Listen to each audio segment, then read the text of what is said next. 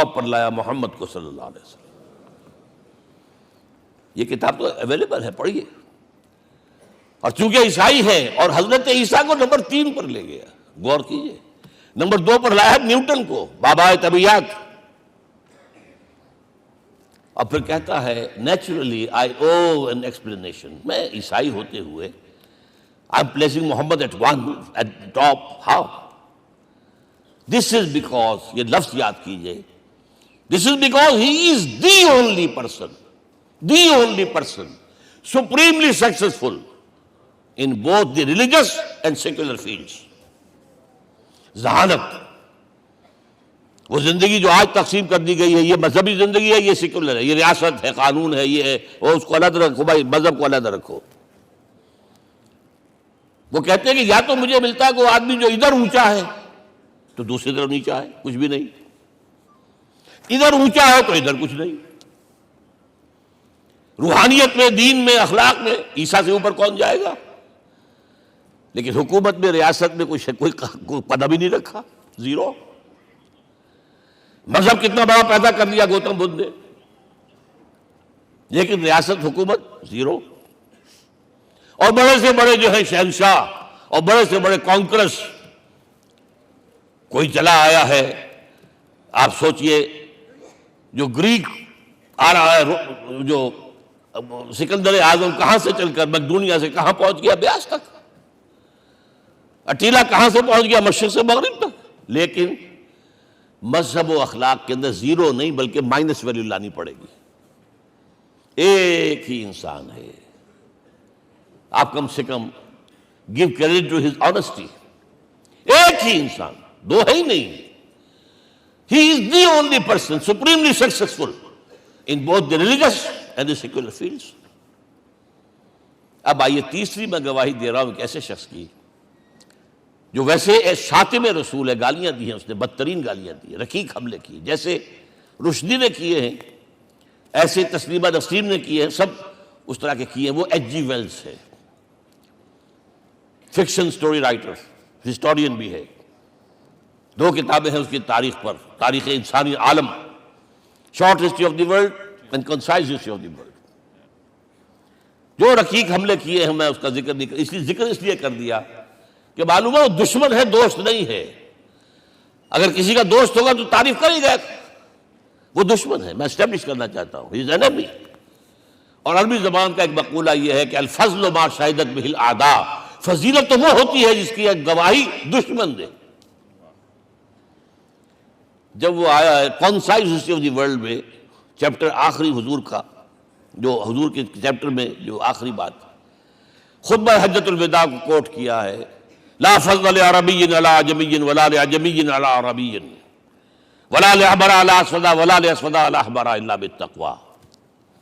کسی عرب کو کسی عجمی پر کوئی فضیلت نہیں، کسی عجمی کو کسی عرب پر کوئی فضیلت نہیں، کسی گولے کو کسی کارے پر کوئی فضیلت نہیں، اور کسی کالے کو کسی گورے پر کوئی فضیلت نہیں. ہاں، تقوی کے ساتھ فضیلت ہے. اب ذرا میرا ایک ایک لفظ نوٹ کیجئے، کیا لکھتا ہے اس پر. Although the sermons of human freedom, fraternity and equality were said before also, and we find a lot of these sermons in Jesus of Nazareth. مسیح ناصری حضرت عیسیٰ علیہ السلام کے ہاں بھی واعظ تو ہمیں بہت ملتے ہیں، but it must be accepted that it was Muhammad صلی اللہ علیہ وسلم who for the first time in history established a society based on these principles. انسانی حریت، اخوت، مساوات، اس کے واعظ کہنے تو بہت آسان ہے، تقریریں کرنی تو بہت آسان ہے، لیکن ان ویلیوز کو باقاعدہ اسٹیبلش کرنا ایک سوسائٹی میں ماننا پڑتا ہے. یہ اسے دینا پڑا کریڈٹ جو بھی ہے. لیکن ایک بات نوٹ کر لیں، مبادہ کہیں آپ میرے بارے میں سوء ظن ہو جائے، تازہ ایڈیشن جو اب اویلیبل ہے اس میں سے یہ نکال دیے گئے ہیں. آج کے جو ان کے ایڈیٹرز ہیں ان کے حلق سے نیچے نہیں اتر رہے. اتنی بڑی حقیقت. آپ پنجاب لائبریری یا پبلک لائبریری سے جا کے پرانا ایڈیشن لیجئے، concise history of the world کے اندر آپ کو یہ الفاظ مل جائیں گے. Although the sermons of human fraternity, freedom and equality were said before also, and we have a lot of these sermons in Jesus of Nazareth, but it must be accepted that it was Muhammad sallallahu alaihi wasallam who for the first time in history established a society based on these principles.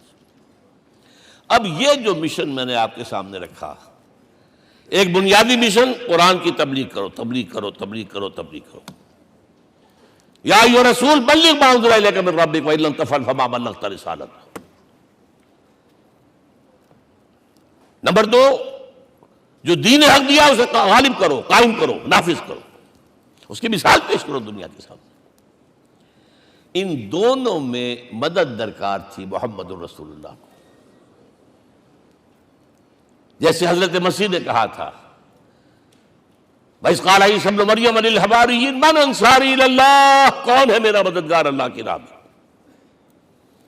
جیسے کہ اللہ فرماتے سورہ حدید میں، بڑی پیاری آیت ہے، بڑی ریولوشنری آیت ہے، بلکہ میں لفظ استعمال، بڑی ننگی انقلابی آیت ہے قرآن مجید کی. اتنا صاف اللہ تعالیٰ ہی سچ بول سکتا ہے، کوئی اور تو ضرور کہیں نہ کہیں اس کے اوپر کوئی کپڑا ڈال کے بات کرے گا. آیت نمبر 25 آف سورۃ الحدید، لقد ارسلنا رسلنا بالبینات، ہم نے اپنے رسولوں کو بھیجا واضح نشانیوں کے ساتھ، معجزات کے ساتھ. وانزلنا معهم الکتاب والمیزان، ان کے ساتھ کتاب اتاری، شریعت اتاری، میزان اتاری، نظام اتارا. لِيَقُومَ النَّاسُ بِالْقِسْطِ، تاکہ لوگ عدل پر قائم ہوں. اس لیے کتاب کیوں بھیجی، رسول کیوں بھیجے، نبی کیوں بھیجے، وحی کیوں بھیجی؟ تاکہ لوگ عدل پر قائم ہوں. یہ اس سے بڑی آیت کوئی ہوگی؟ عدل اجتماعی، سوشل جسٹس. اب اگلا ٹکڑا پڑھیے، وَأَنزَلْنَا الْحَدِيدَ، ہم نے لوہا بھی اتارا ہے، فِيهِ بَأْسٌ شَدِيدٌ، اس سے اسلحہ بنتا ہے، جنگی قوت ہے. وَلِيَعْلَمَ اللَّهُ مَن يَنصُرُهُ وَرُسُلَهُ بِالْغَيْبِ، اور اللہ دیکھ لینا چاہتا ہے کون ہے اس کے وفادار بندے جو لوہے کی طاقت کو ہاتھ میں لے کر اللہ اور اس کے رسول کی مدد کرتے ہیں. دین اللہ کا، اسے قائم کرنا اللہ کی مدد ہے، اسے قائم کرنا محمد کا فرض ہے، اس کے جد و جہد کرنا محمد کی مدد ہے صلی اللہ علیہ وسلم. یہ تھی نصرت. اور یہ نصرت آپ کو معلوم ہے حضور کی زندگی میں صحابہ نے کرام نے کی ہے کہ نہیں کی؟ جو شخص ایمان لایا فوراً داعی بن گیا، فوراً. ابو بکر ایمان لائے، اور 6 جو ہیں عشرہ مبشرہ میں سے چوٹی کے صحابہ، وہ ان کی دعوت پر ایمان لائے. سعد ابن ابی وقاص، طلحہ، زبیر، عثمان، سعید ابن زید، یہ سب کون ہیں؟ حضرت ابو بکر کی دعوت. نوجوان ہیں.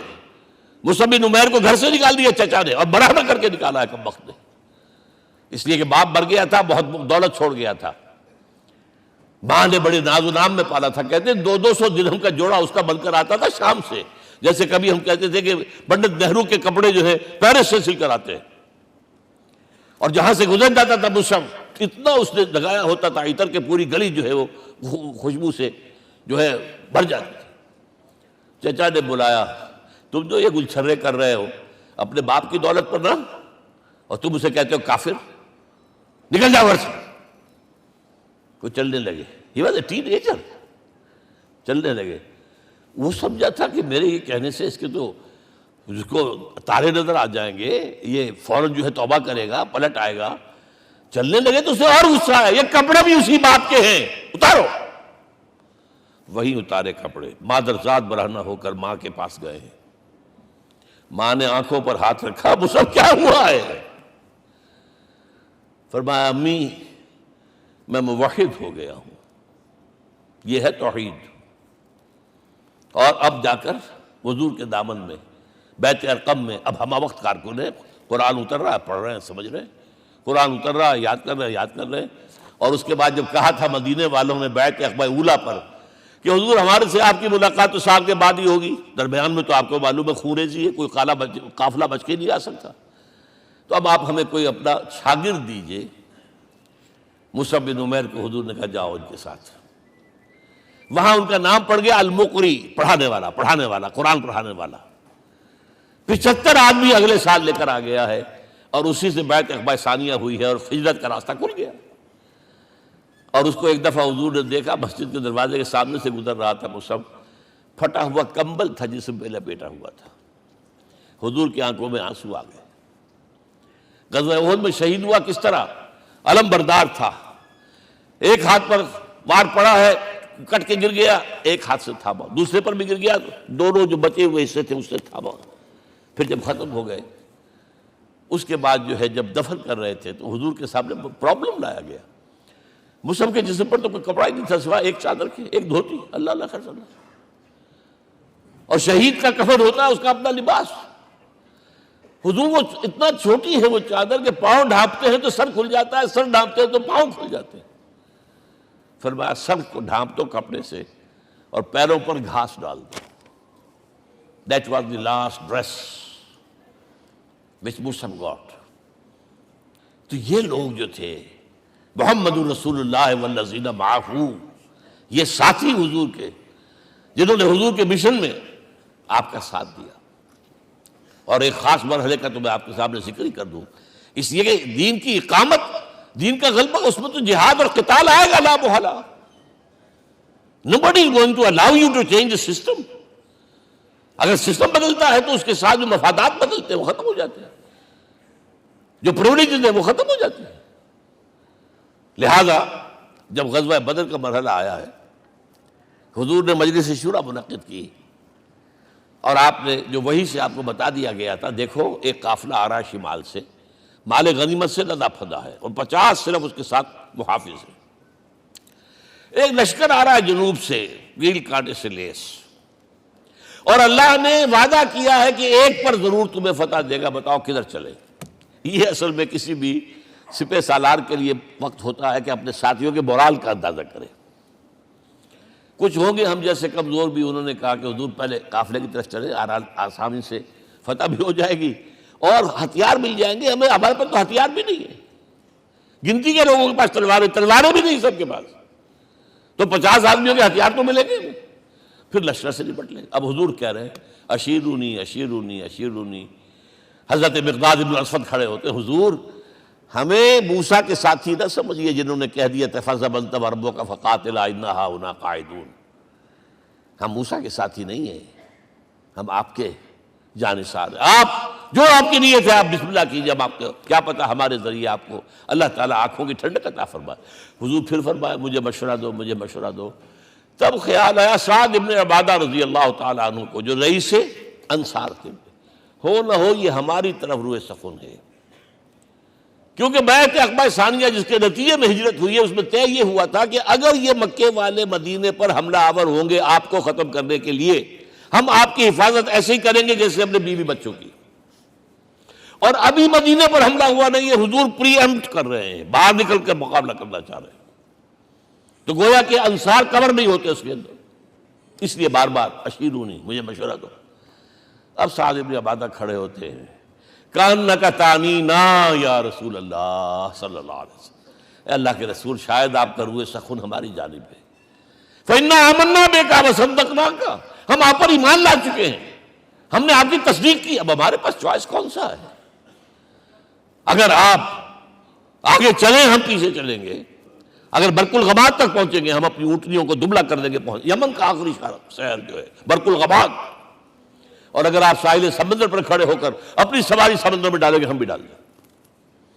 بہرحال یہ مراحل ہیں کہ جن سے گزر کر حضور نے اللہ کے دین کو غالب کیا اور قائم کیا، اور اس ہر سطح پر، ہر مرحلے پر صحابہ کرام نے آپ کا ساتھ دیا، جہاں آپ کا پسینہ گرا وہاں انہوں نے اپنی خون کی ندیاں بہا دی۔ محمد رسول اللہ والذین معہ اشداء علی الکفار رحماء بینہم، یہ ہے در حقیقت عظمت محمد صلی اللہ علیہ وسلم۔ آج کے دور میں سمجھ لیجئے اچھی طرح، یہ دور جس کا کہ فاتح ہیں حضور، فاتح سے مطلب افتتاح کرنے والے، اس دور میں اجتماعی نظام کی اصل اہمیت ہے۔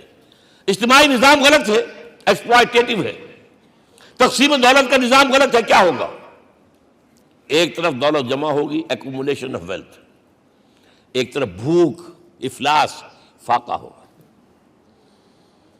شاہ ولی اللہ دہلوی کہتے ہیں کہ جس معاشرے میں تقسیم دولت کا نظام غلط ہو جائے، یہ دو دھاری تلوار ہے، دو دھاری، دونوں طرف کاٹتی ہے۔ ایک طرف دولت جمع ہوگی تو عیاشیاں ہوں گی، بدماشیاں ہوں گی، گلچرے ہوں گے، وہ بھی خراب، معاشرے کے لیے خراب، اور ایک طرف فقر ہوگا اور بھوک ہوگی اور فاقہ ہوگا، یہ بھی خراب، اس لیے کہ حضور فرماتے ہیں کاد الفقر ان یکون کفرا، فقر تو انسان کو کفر کی حد تک پہنچا دیتا ہے، لہذا فق کو کل نظام کو توڑنا ہوگا۔ یہ الفاظ ہے شاہ ولی اللہ دہلوی رحمۃ اللہ علیہ کے، جو 12ویں صدی ہجری کے مجدد ہیں۔ اس نظام کو بدلنا، اب آپ سوچئے حضور صلی اللہ علیہ وسلم نے جب اپنے اس مشن کی تکمیل کر لی، تو میں اب دو باتیں آپ کو بتا رہا ہوں۔ چونکہ حضور کی بعثت صرف عرب کے لیے نہیں تھی، صرف عربوں کے لیے نہیں تھی، صرف ملک عرب کے لیے نہیں تھی۔ اگر یہ ہوتا تو آپ کا کام مکمل ہو گیا تھا، پورے عرب میں اللہ کی حکومت قائم ہو گئی، ایک ایک شخص تک قرآن پہنچ گیا۔ لیکن 5 جگہ قرآن میں آیا ہے وَمَا أَرْسَلْنَاكَ إِلَّا كَافَّةً لِلنَّاسِ بَشِيرًا وَنَذِيرًا، ہم نے نہیں بھیجا آپ کو مگر تمام انسانوں کے لیے بشیر اور نذیر بنا کر۔ لہذا کام مکمل نہیں ہوا، اقبال کہتا ہے وقت فرصت ہے کہاں، کام ابھی باقی ہے، نور توحید کا اتمام ابھی باقی ہے۔ یہ بھی تکمیل رسالت کا مظہر ہے کہ حضور سے پہلے کوئی رسول پوری نوع انسانی کے لیے نہیں بھیجا گیا، آپ پہلے رسول ہیں اللہ کے اور آخری جو پوری نوع انسانی کے لیے بھیجے گئے۔ حضرت عیسیٰ نے بھی یہی کہا تھا اپنے حواریین سے، تو سینٹ پال نے اسے تبلیغی مذہب بنایا ہے۔ انجیل میں اب بھی الفاظ موجود ہیں کہ I have been sent in search of the lost sheep of the house of Israel، میں تو اسرائیل کے گھرانے کی کھوئی ہوئی بھیڑوں کی تلاش میں بھیجا گیا ہوں، صرف بنی اسرائیل کے لیے۔ قرآن بھی کہتا ہے رسول الی بنی اسرائیل، واحد رسول ہیں جو پوری دنیا کے لیے بھیجے گئے۔ اچھا کہہ دینا تو آسان ہو گیا، اس کا مطلب کیا ہے؟ جب تک پوری دنیا پر اللہ کا دین غالب نہ ہو، محمد کا مقصد بعثت ہنوز شرمندہ تکمیل ہے، اور یہ ہوگا، اس کی خبر دی ہے۔ یہ ایک تحفہ میں لے کر آیا آپ کے لیے، 8 صفحے ہیں، لیکن یہ سمجھیے کہ یہ سونے کے حروف سے شر لکھے ہوئے ہیں، وہ احادیث، وہ آیات جن میں حضور نے خبر دی ہے کہ پوری دنیا پر اللہ کا دین غالب ہوگا۔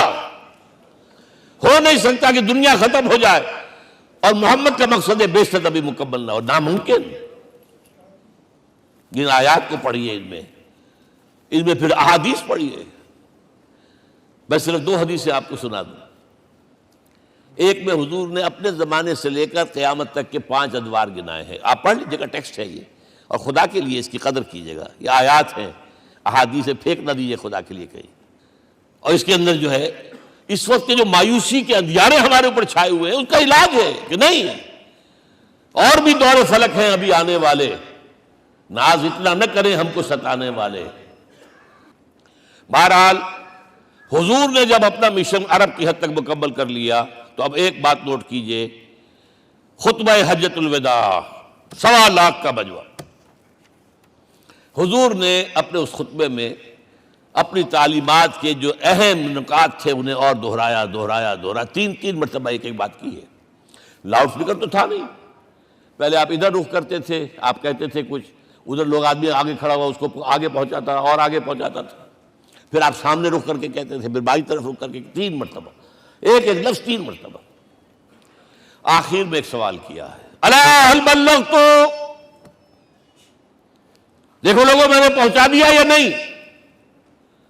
کیونکہ قرآن میں تحدید آئی تھی، اے نبی، یا ایھا النبی بلغ ما انزل الیک من ربک وان لم تفعل فما بلغت رسالتہ، اے نبی جو کچھ تم پر نازل کیا گیا اللہ کی طرف سے پہنچا دو، اور اگر نہیں کیا تو رسالت کا حق ادا نہیں ہوگا۔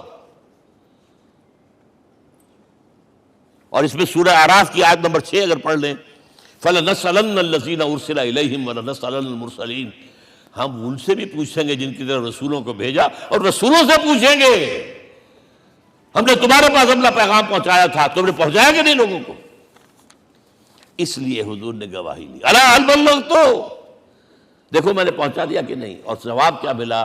انا نشہد انک قد بلغت رسالۃ وادیت الامانۃ ونصحت الامۃ وکشفت الغمۃ، ہم گواہ ہیں حضور آپ نے رسالت کا حق ادا کر دیا، امانت کا حق ادا کر دیا، ہماری خیر خواہی کا حق ادا کر دیا، اور گمراہی کے اندھیرے جو ہے انہیں چھانٹ کر رکھ دیا۔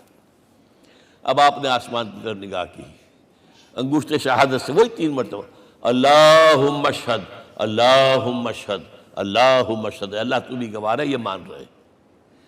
یہ ہے سائی آف ریلیف، یہ بوجھ جو میرے کندھے پر آیا تھا، اِنَّا سَنُلْقِي عَلَيْكَ قَوْلًا ثَقِيلًا، یہ اب منتقل ہو گیا، اب امت کو منتقل ہوا۔ لہذا آخری لفظ کیا تھا؟ فَلْيُبَلِّغِ الشَّاهِدُ الْغَائِبَ، اب جو یہاں موجود ہیں ان کا فرض ہے کہ پہنچائیں ان کو جو یہاں نہیں ہے۔ میں صرف تمہارے لیے رسول نہیں ہوں، ایک ایک فرد نوع بشر تک دنیا میں جو اس وقت ہے، اور ایک ایک فرد نوع بشر جو آخر تک آئے گا قیامت تک، اس تک قرآن پہنچانا تمہارے ذمہ ہے۔ ہم نے نہیں پہنچایا، اسی لیے آج ہم اللہ کے عذاب میں ہیں۔ آج کیوں ذلیل کے کل تک نہ تھی پسند گستاخی فرشتہ ہماری جناب میں؟ 1.5 بلین مسلمان، لیکن عزت نام کی کوئی شے ہے؟ G7 G9 G11 G13 G15 کوئی مسلمان بھی ہے ان میں؟ نہ 3 میں نہ 13 میں، نہ G7 میں نہ G15 میں، نن۔ اتنی بڑی تعداد، سیکیورٹی کونسل میں کسی سیٹ کی امید ہے؟ نن۔ آپ کے وسائل پر ان کا قبضہ ہے، آپ کی ٹیکسیشن کے احکام وہاں سے آ رہے ہیں۔ ریٹ بڑھاؤ، چینی کے اس کے بڑھاؤ، اور فلاں کے بڑھاؤ، اور بجلی کے بڑھاؤ، اور تیل کے بڑھاؤ، کیا ہو رہا ہے؟ کیوں دلیل ہے؟ اور نمبر 2، آج دنیا میں خون اگر بہ رہا ہے تو صرف مسلمان کا ہو گیا، مانند آب ارزاں مسلمان کا لہو۔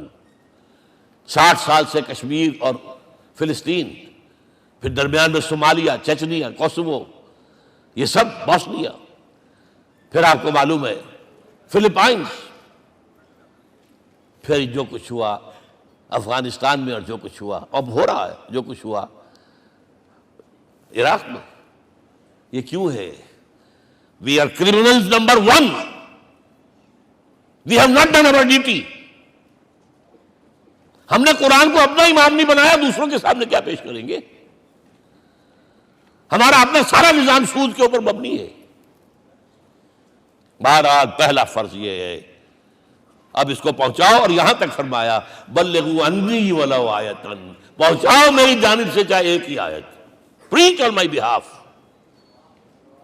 یہ کام جو ہے، جو کہا گیا تھا، واقعہ یہ کہ میں 50 برس سے کر رہا ہوں، یہ آج کی بات نہیں ہے۔ تکمیل اور تدوین فن میں جو بھی حفیظ کا حصہ ہے، نصف صدی کا قصہ ہے، 2-4 برس کی بات نہیں۔ میں میڈیکل کالج کے زمانے سے درس قرآن دے رہا ہوں، جب یہ طلبہ کے اجتماعات کے درمیان درس قرآن ہوتا تھا، جماعت اسلامی کا رکن تھا تو درس قرآن ہوتا تھا، اور اس کے بعد سے میری زندگی کا بیشتر وقت اس میں لگا، بیشتر اور بہتر۔ یہ حضور کا حکم ہے، پہنچاؤ میری جانب سے چاہے ایک یاد پہنچاؤ۔ اچھا، نمبر 2، اب حکم دیا گیا، اس کی مثال میں دے رہا ہوں آپ کے سامنے۔ جب ایران کے ساتھ جنگ شروع ہوئی ہے تو سپہ سالار افواج ایران رستم نے وفد بلایا ایک، اے عربو، تم پہلے بھی ہم پر حملے کیا کرتے تھے، لیکن پہلے لوٹ مار کر کے واپس چلے جاتے تھے۔ یہ جان لیجئے، یہ ہسٹری کا ایک موقع ہے خاص، کہ ایک سیٹلڈ سویلائزیشنز ہوتی ہیں، اور ایک وہ جو رہتے ہیں سطح مرتفع پر، وہاں پانی نہیں ہوتا، وہ فصل کہاں سے آ جائے گی؟ یا ریگستان میں جو وہاں بستے ہیں وہ کیا کرتے ہیں؟ وہ وقتاً فوقتاً جاتے ہیں، جھپٹا مارتے ہیں، لوٹ مار کرتے ہیں، لے کر وہاں سے دولت آتے ہیں، اسی پر ان کی گزارا تھا۔ تو پہلے بھی آیا کرتے تھے، لوٹ مار کر کے چلے جاتے، اس دفعہ پیچھا بھی چھوڑ رہے بولے کیا؟ ایسی پیاری، یہ کئی روایتوں میں آیا ہے، الفاظ مختلف ہو سکتے ہیں۔ جو مسلمان وفد کا سربراہ تھا اس کا جواب سنیے، انا قد ارسلنا، دیکھو رستم، پہلے ہم خود آتے تھے، اب ہمیں بھیجا گیا ہے۔ اللہ نے بھیجا محمد کو، محمد نے بھیجا ہمیں صلی اللہ علیہ وسلم۔ کس لیے؟ لنخرج الناس من ظلمات الجہالت الى نور الایمان ومن جور الملوک الى عدل الاسلام۔ اس لیے بھیجا گیا ہمیں کہ نوع انسانی کو شرک اور کفر کی جہالتوں سے نکال کر ایمان کی روشنی میں لائیں، اور بادشاہوں کے ظلم و ستم کے پنجے سے نجات دلا کر عدل اسلام۔ دیکھو ہمارا خلیفہ چٹائی پر بیٹھتا ہے، عمر رضی اللہ تعالیٰ عنہ، اس کے تو کوئی خدم و حشم نہیں ہے، کوئی باڈی گارڈ نہیں ہے، ایک آیا تھا سفیر ایران کا، مدینے میں آ کر گھوما پھرا، کوئی محل نظر نہیں آیا اسے. پوچھتا ہے مسلمانوں سے اینا ملککم، بھائی تمہارا بادشاہ کہاں ہوتا ہے؟ جواب ملا لیس لنا ملکن بل لنا امیر، ہمارا کوئی بادشاہ نہیں، ہمارا امیر ہے. کہاں ہے بھائی؟ ہمارے بیت المال کے کچھ اونٹ گم ہو گئے تھے کہ بھائی ملے نہیں، ہمارا خلیفہ تلاش کرنے گیا. اب اس نے کسی کو لیا ہوگا، آئیڈینٹیفائی کر سکے، ڈھونڈ کر جا کر ایک جگہ دیکھا، دھوپ تیز ہو گئی تھی، حضرت عمر تھک گئے تھے، لہذا ایک درخت کے سائے میں اپنے کوڑے کا تکیہ بنا کر لیٹے ہوئے استراحت فرما رہے. کوئی خادم نہیں، کوئی خدم و حشم نہیں، کوئی باڈی گارڈ نہیں. اس وقت وہ کھڑے ہو کر کہتا ہے عمر تم عدل کرتے ہو، تمہیں کوئی خوف نہیں ہے. ہمارے بادشاہ ظلم کرتے ہیں، لوگوں کا خون پیتے ہیں، انہیں ہر وقت ڈر رہتا ہے، انہیں اونچی اونچی فصیلیں چاہیے، انہیں باڈی گارڈ چاہیے، انہیں حفاظتی دستے چاہیے. یہ مثال پیش کی ہے نا، یہ کوئی فیری ٹیلز تو نہیں ہے، یہ تو آج کی تاریخ ہے، 1400 برس پرانی تاریخ ہے بھائی، کوئی پرانی نہیں ہے، کوئی 10,000 سال پرانی بات نہیں ہے. اور وہی عمر ہے، انہیں بلایا گیا ہے بیت المقدس. وہاں جو مسلمانوں کا محاصرہ تھا وہ طول کھینچ گیا، فصیل بہت اونچی مضبوط، اور اندر ہر طرح کا رسد بھی موجود ہے، راشن بھی ہے، پانی بھی ہے. عیسائیوں کا قبضہ تھا. عیسائی پادری آئے فصیل پر، مسلمانوں تم اگر قیامت تک بھی یہاں پڑے رہے محاصرہ کر کے، یہ کبھی فتح نہیں ہوگا شہر. ہاں یہ فتح ہونا ہے، ہماری کتابوں میں ہے، لیکن ایک درویش بادشاہ کے ہاتھوں فتح ہوگا. تمہارے اندر ہمیں وہ درویشی نظر نہیں آ رہی. وہ چونکہ کچھ عرصہ ہو گیا تھا، شام میں پہنچ گئے تھے، خربوزے کو دیکھ کے خربوزہ رنگ پکڑتا ہے، اچھا لباس پہننا شروع کر دیا. اور وہاں تھے امین هذه الامہ ابو عبیدہ بن الجراح رضی اللہ تعالی عنہ، یکی 10 مبشرہ. ان کا فوراً کلک کیا، یہ بادشاہ مدینے میں بیٹھا ہوا تو ہے. یہاں سے ریکویسٹ کی گئی ہے آپ تشریف لائیے. اب 700 میل کا سفر ہے، کوئی ذاتی سفر نہیں، کسی بیٹے کے کنووکیشن میں کے لیے نہیں گئے ہیں، کوئی انٹوریج نہیں ہے، کچھ نہیں. ایک اونٹ، ایک خادم، اور اسی اونٹ پر راستے کا راشن، لہذا ایک آدمی بیٹھ سکتا ہے.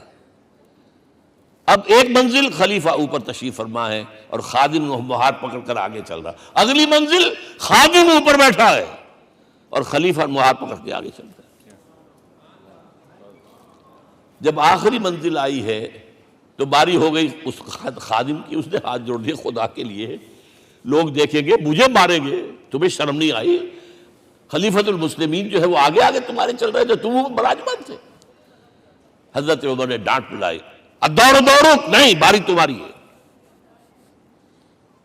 وہ بیٹھا ہوا اوپر، حضرت عمر پنکیل پکڑ کر آ رہے ہیں، اور بیچ میں کہیں کیچڑ آ گیا تھا، جوتیاں بھی ہاتھ میں پکڑی ہوئی ہیں.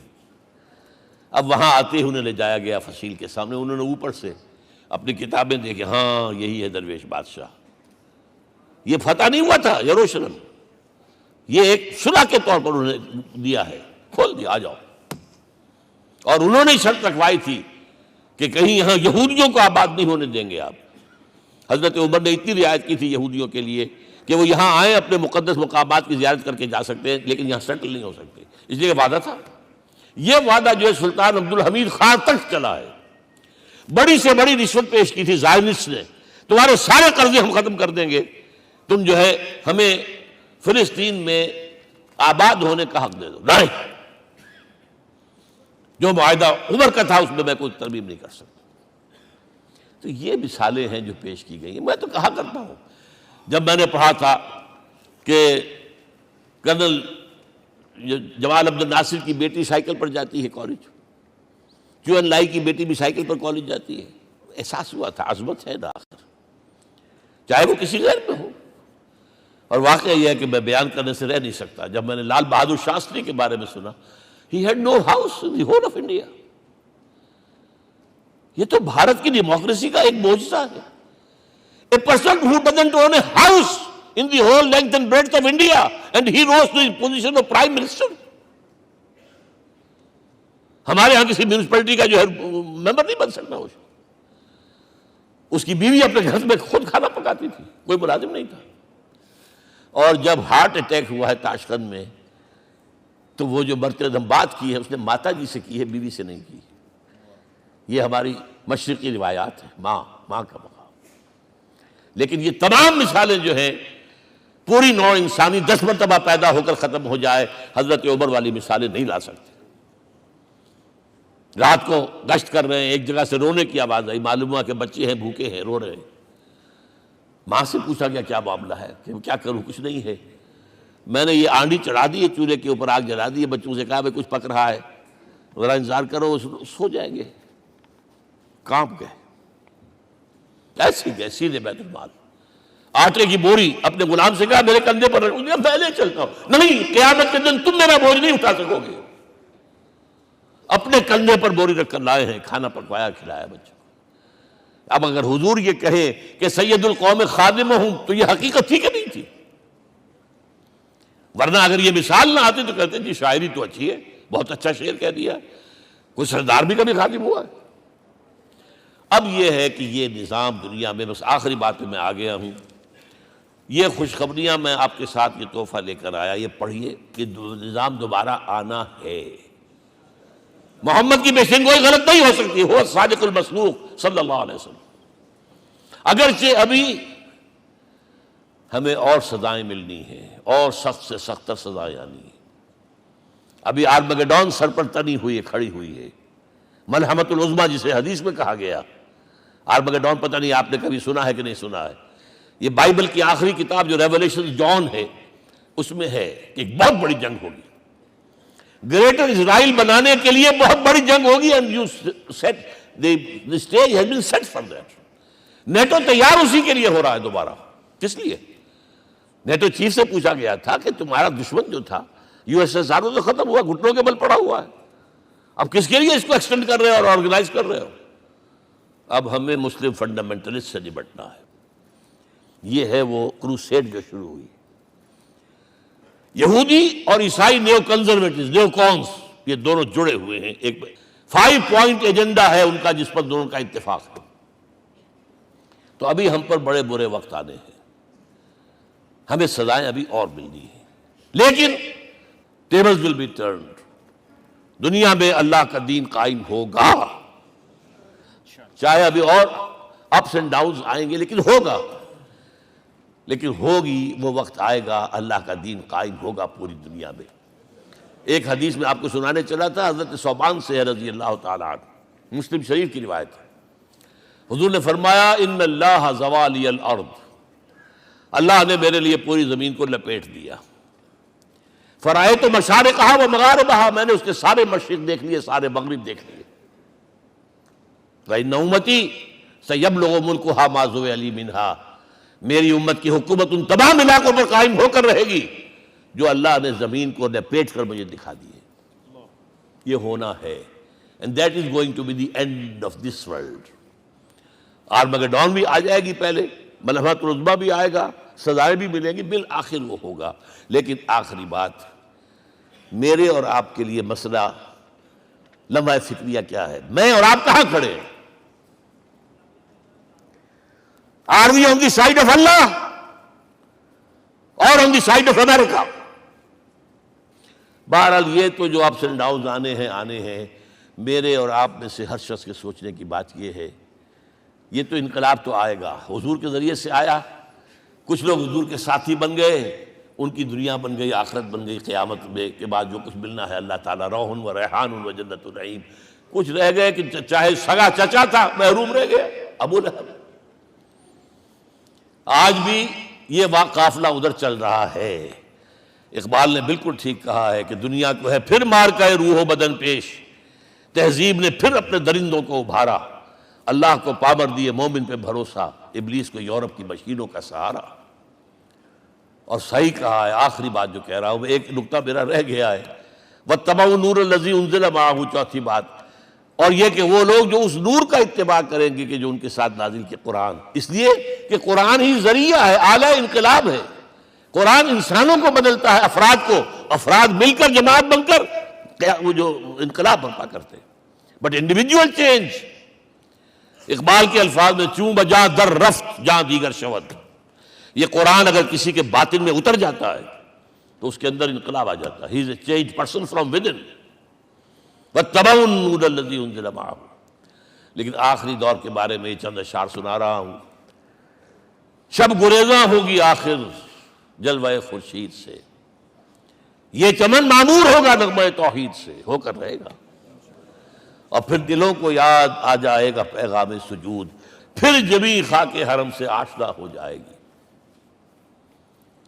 اور آنکھ جو کچھ دیکھتی ہے لب پہ آ سکتا نہیں. میں وہ حیرت ہوں کہ دنیا کیا سے کیا ہو جائے.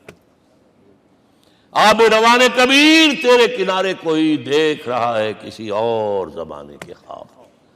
وہ زمانہ آنا ہے، لیکن دیکھنا یہ ہے کہ میرا اور آپ کا اس میں کتنا حصہ ہے. اقول قولی ھذا واستغفر اللہ لی ولکم ولسائر